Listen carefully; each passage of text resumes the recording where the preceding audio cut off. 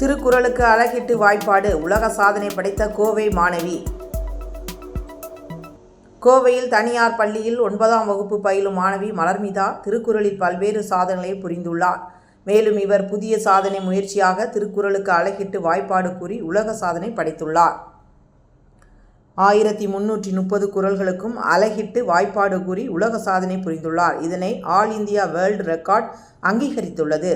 திருக்குறளை உலக நூலாகவும் தேசிய நூலாகவும் அறிவிக்க வேண்டும் என்பதற்காக இதனை முன்னெடுத்து உள்ளதாக மலர்மிதா தெரிவித்தார்.